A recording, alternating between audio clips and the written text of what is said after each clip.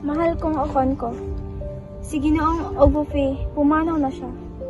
Ipinayo mo pa sa akin na hindi makialam sa pagpatay kay Ikemifuna. Patawad.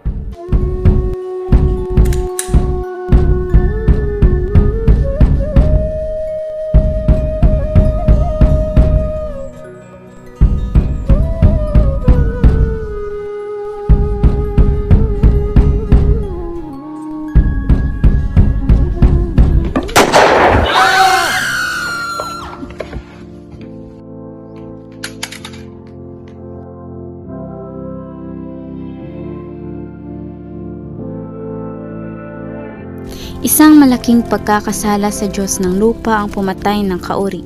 Hinakot lahat ni Okonkwo ang kanyang mga kagamitan at nagtungo sa imbanta.